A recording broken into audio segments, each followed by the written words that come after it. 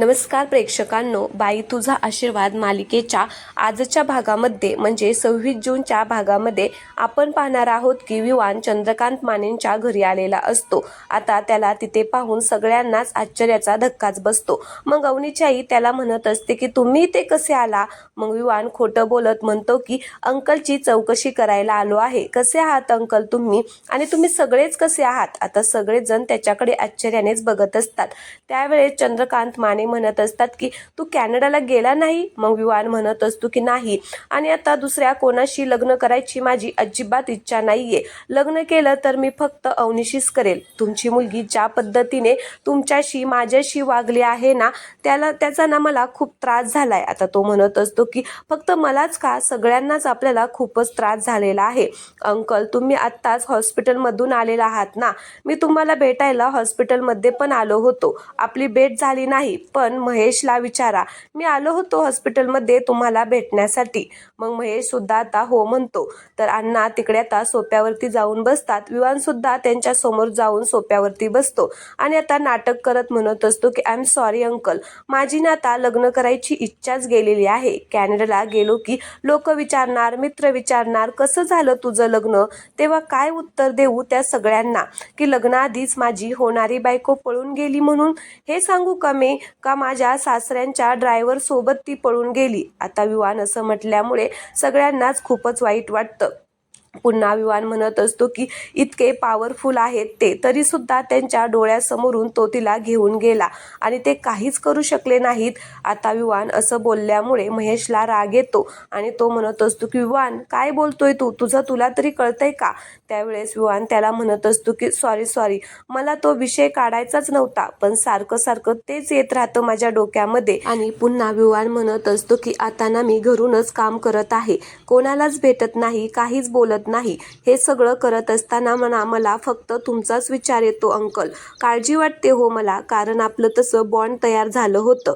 मग चंद्रकांत माने विवानला म्हणत असतात की हा जो तो विचार आमच्याबद्दल करतोय ना, तो जर अवनीने केला असता ना, तर आज ही वेळच आली नसती. त्यावेळेस विवान म्हणत असतो की अवनीला काही बोलू नका, तिला ना मी कधी समजून घेऊच शकलो नाही. याचाच गैरफायदा त्या ड्रायव्हरने घेतला, त्यानेच तिचा ब्रेन वॉश केलाय. नाहीतर चंद्रकांत देशमानेची मुलगी ही अशी वागेल का, आणि तो आता ड्रायव्हर काय करून बसलाय. मग आता पुन्हा विवान म्हणत असतो की अंकल मी आशा सोडलेली नाहीये, आणि अवनी परत आली ना, अजूनही मी तिला स्वीकारायला तयार आहे. त्यावेळेस सगळ्यांना जबरदस्त धक्का येते बसलेला आहे. सगळ्यांनाच आश्चर्य वाटतं.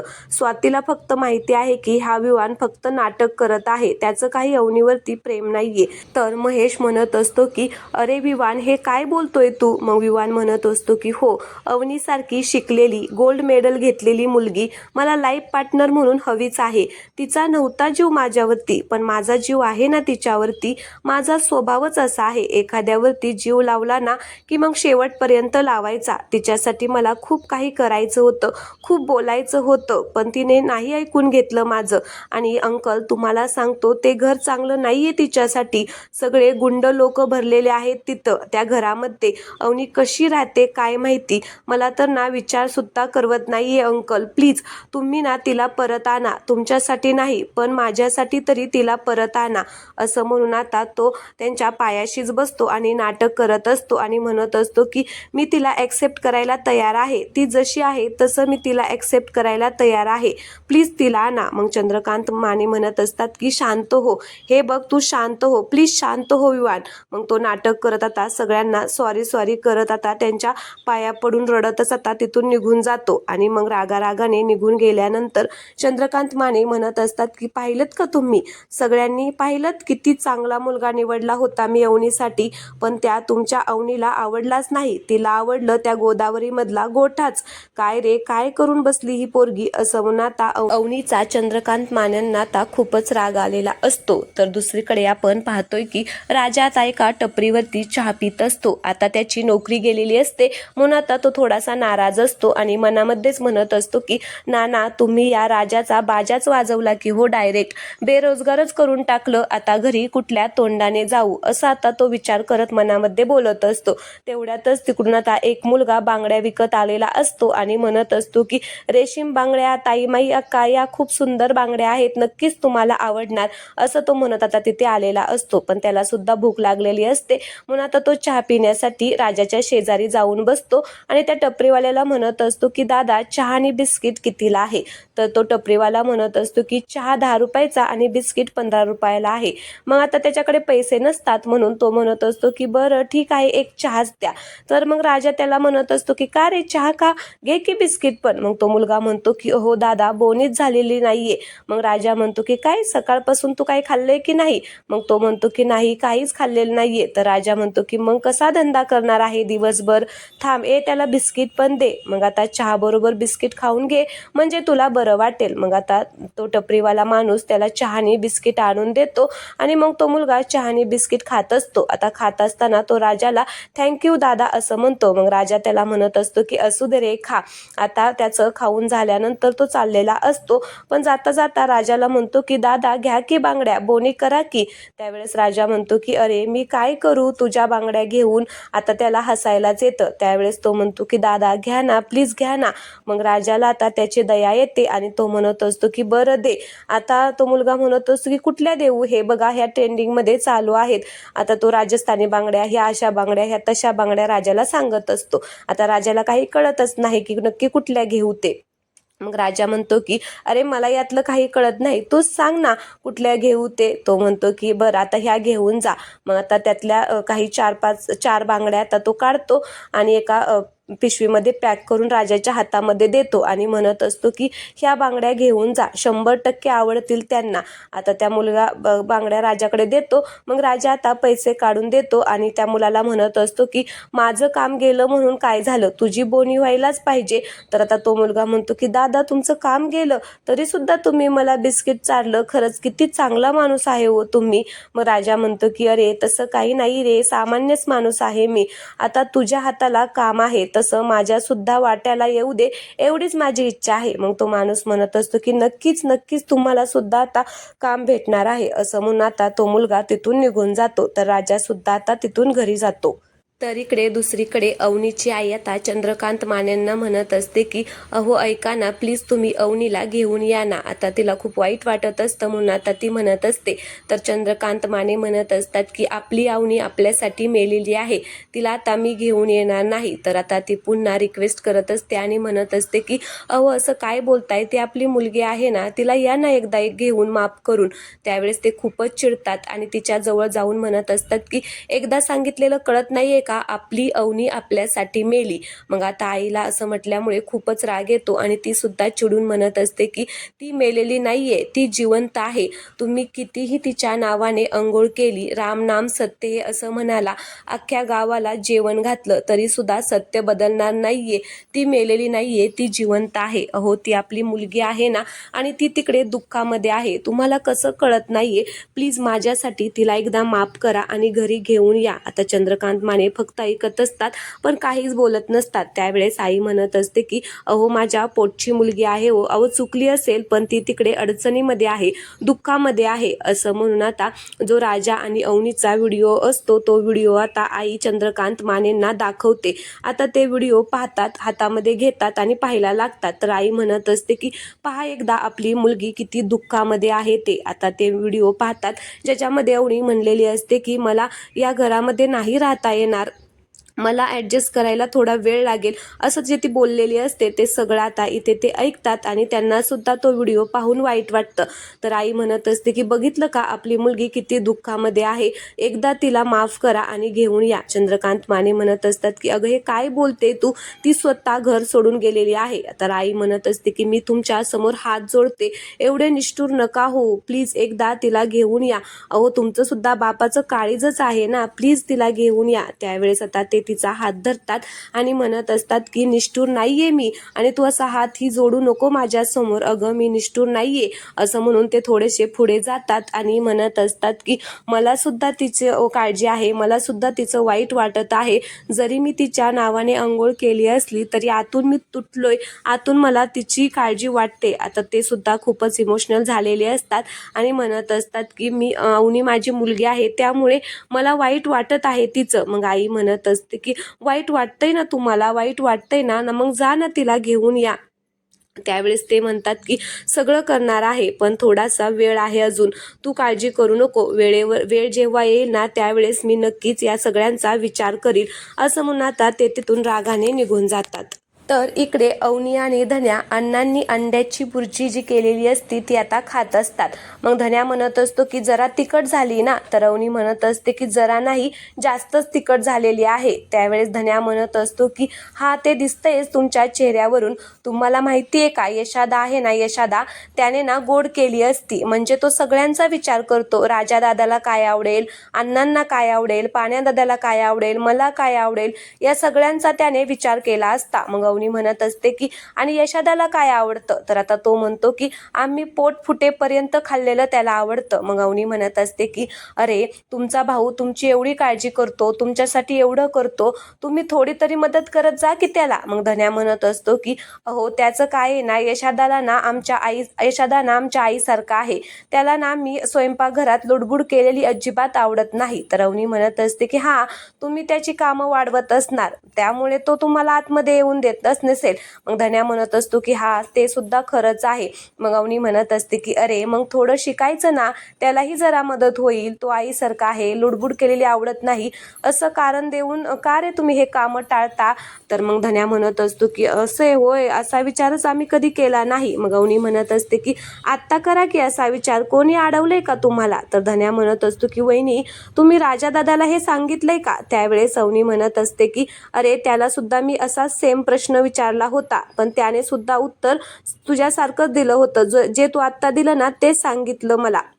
मग धन्या म्हणत असतो की तुम्ही जे मला आत्ता सांगितलंय ना ते तेव्हा सांगितलं होतं का त्याला. तर अवनी म्हणत असते की नाही रे तेव्हा मला सुचलंच नाही. मग तो म्हणतो की म्हणजे तुम्ही फक्त मला सांगितलंय काय हे. तर अवनी म्हणते की हो. मग धन्या म्हणतो की स्पेशल फक्त माझ्यासाठी हे सजेशन आहे. तर अवनी म्हणत असते की हो. मग आता तो खूपच खुश होतो आणि आईच्या फोटोपाशी जाऊन म्हणत असतो की ए आई बघितलं का, वहिनींनी हे स्पेशल मला सांगितलेलं आहे. त्यावेळेस अवनी म्हणत असते की अरे काय तू आईच्या फोटोशी बोलतोय का. तर तो म्हणतो की फोटोशी नाही डायरेक्ट आईशीच बोलतोय. मग अवनी म्हणत असते की कशी होती रे तुमची आई, म्हणजे तुला आठवते का, तू पाहिलंय का. मग धन्या अवनीच्या जवळ जाऊन बसतो आणि म्हणत असतो की त्याचं काय आहे ना, मी लहान होतो ना त्यामुळे मला काही आठवतच नाही आणि आईबद्दल काही विचारलं ना तर बाकीच्या सगळ्यांना त्रास होतो म्हणून मी काही विचारतच नाही. अवनीला सुद्धा आता खूप वाईट वाटतं धन्याचं हे बोलणं ऐकून. त्यावेळी मग धन्या म्हणत असतो की आता ना यशादाच आमची आई आहे आणि यशादाच आमचा भाऊ आहे, आईचं सगळं प्रेम तो आम्हाला देतो आणि आता तू आलेली आहे ना. आता धन्या अरे तुरेच करतो अवनीला, तर आता अवनी थोडीशी शांत होते. मग धन्या म्हणत असतो की म्हणजे तुम्ही आलाय ना. त्यावेळेस अवनी म्हणत असते की अरे आम्ही तुम्ही नको करू, अरे तू रे केलं तर आवडेल मला. मग धन्या म्हणत असतो की बरं ठीक आहे पण हळूहळू म्हणेल, मी तुम्हाला असं अचानक म्हणणार नाही. मग अवनी म्हणत असते की तर अशा प्रकारे अण्णांनी केलेली भुर्जी आपण फस्त केलेली आहे. मग धन्या म्हणत असतो की तुम्हाला सांगू का वहिनी, आता ना हा काडी पैलवान आहे ना तो लवकरच खराखुरा पैलवान होणार आहे. मग अवनी म्हणत असते कशावरून. तर तो म्हणतो की अहो तुमची कंपनी काय ना बाकी सगळे कामावरती जातात आणि अण्णा त्यांच्या स्पेशल फ्रेंड बरोबर बसलेले असतात जेवायला, मी मात्र एकटाच असतो ना, कोणी नसतं ना सोबत. आता तुम्ही आलात ना आता मज्जाच येईल. तर अवनी म्हणत असते की हा आता मज्जाच येणार असं म्हणून दोघे जण आता खूप खुश झालेले असतात. तर इकडे दुसरीकडे पाण्या आणि संभ्या अवनीसाठी गिफ्ट घ्यायला आलेले असतात आणि दोघेही आता गिफ्ट बघत असतात. त्यावेळेस संभ्या म्हणत असतो की गिफ्ट दिलं की फोक शिफ्ट होत असतं आणि गिफ्ट देणाऱ्याने काय माती खाल्ली हे समोरच्याला पण कळत नाही. त्यावेळेस पाण्या म्हणत असतो की संभ्या मला माहिती आहे मी माती खाल्लेली आहे आणि कालवून कालवून खाल्लेली आहे, याची आठवण काय तू आता मला 1000 वेळा करून देणार आहे का, बास की आता. मग संभ्या पाण्याला म्हणत असतो की बरं बाबा सॉरी. मग आता तो त्या दुकानदाराला म्हणत असतो की काका एक मस्त गिफ्ट दाखवा, खतरनाक असं. मग पाण्या सुद्धा म्हणत असतो की ओ काका आमच्याकडे काय बघून राहिलाय, दाखवा की गिफ्ट. आता दोघेही गिफ्ट बघत असतात आणि चॉईस करत असतात. तेवढ्यातच तिकडून पायल आणि ऋतू येते. त्या दोघीही आता पाण्याला गिफ्ट घेण्यासाठी आलेल्या असतात. तर पायल गिफ्ट बघत असते. मग ऋतूला पाण्या आता तिथे दिसतो. मग ती हळूच पायलला इशारा करून सांगते. मग पायल त्याच्याकडे बघते आणि म्हणते की थांब, आणि असं म्हणून ती पाण्याच्या पाठीमागे जाते आणि म्हणत असते की हे बरं आहे तुमचं, आधी भस्कन अंगावर यायचं आणि मग मागं मागं यायचं. मग आता पायलचा आवाज आल्यामुळे पाण्या मागे वळून पाहतो आणि म्हणत असतो की पायल तू इथे काय करते. मग पायल म्हणत असते काय काय काय करतोय, तू मला दुखावलं, मी आता तुला माफ करणार नाही, तू माफी माग, नाही तर माझ्या मागे मागे कर, मी तुला माफ करणार नाही. त्यावेळेस पाण्या हसतो आणि म्हणत असतो की आता तू जेवढं काय सगळं बोलली ते कोण करणार आहे. मग पायल म्हणत असते की जो मला सॉरी म्हणण्यासाठी माझ्या मागे मागे करून राहिलाय ना तो. मग पाण्या इकडे तिकडे बघतो तर पायल म्हणत असते की इकडे तिकडे काय बघून राहिलाय.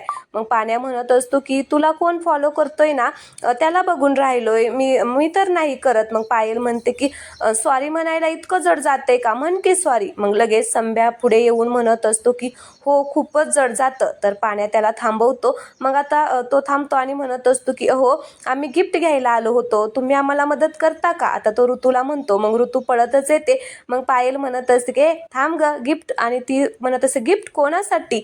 आता इकडे संभ्या सांगायला जातो तर पाण्या म्हणतो की गप रे संभ्या, आणि मग पायलला म्हणत असतो की घेतोय आम्ही कोणासाठी तरी, तुला कशाला पाहिजेत ग नुसत्या चौकशा, सांगितलं ना मदत करायला, गिफ्ट घ्यायला मदत कर. तर पायल म्हणते की असं कसं, कोण आहे ती, तिला नाव गाव पत्ता काही तर असेलच की. मग आता पाण्या म्हणतो की तुला काय करायचंय. तर ती म्हणते की मी असून तू कोणासाठी गिफ्ट घेऊन राहिलेला आहे.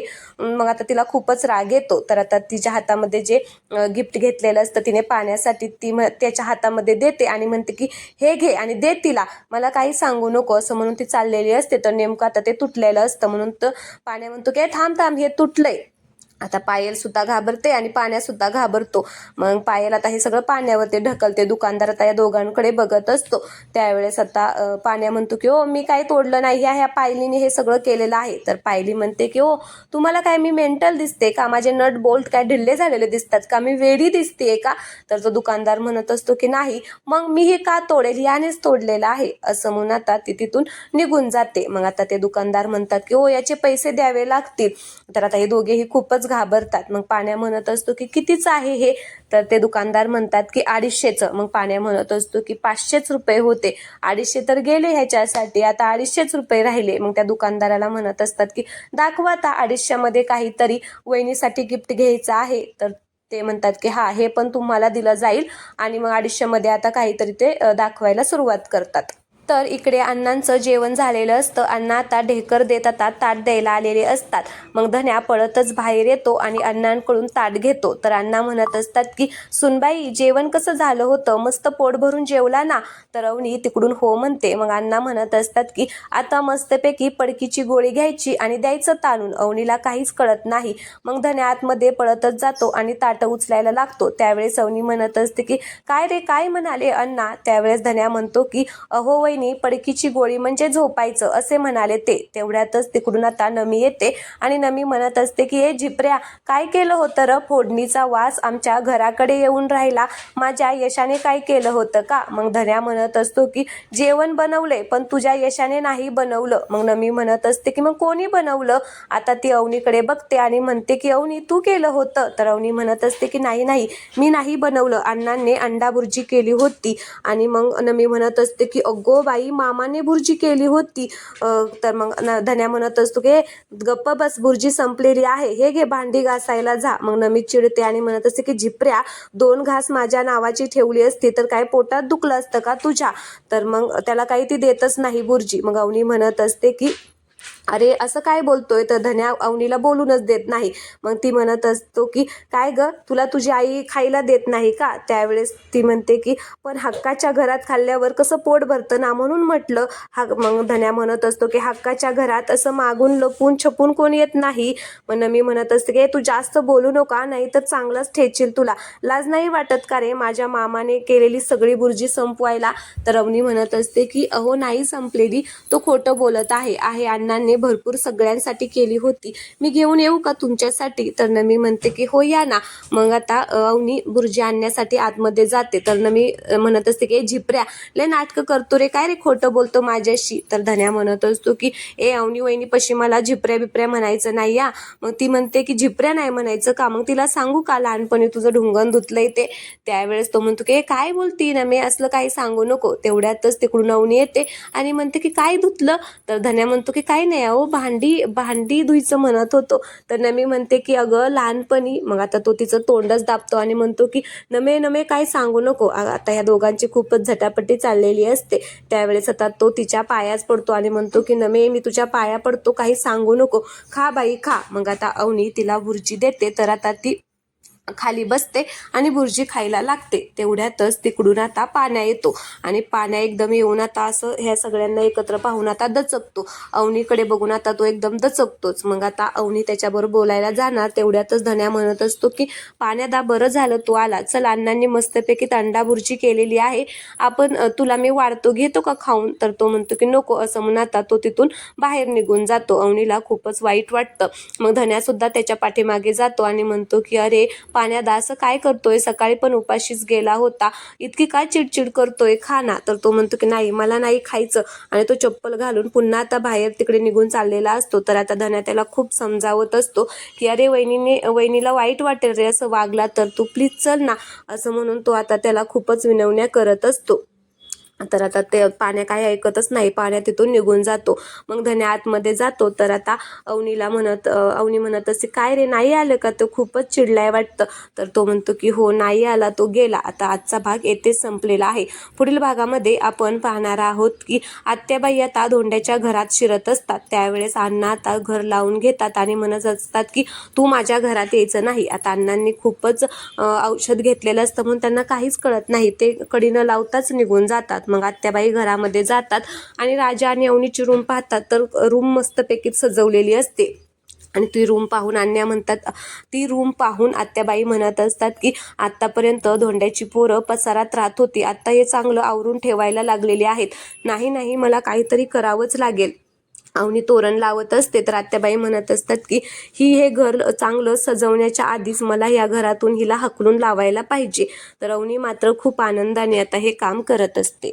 तर चला, आजचा हा भाग तुम्हाला आवडला असेल तर व्हिडिओला लाईक करा आणि चॅनलला सबस्क्राईब करायला अजिबात विसरू नका. धन्यवाद.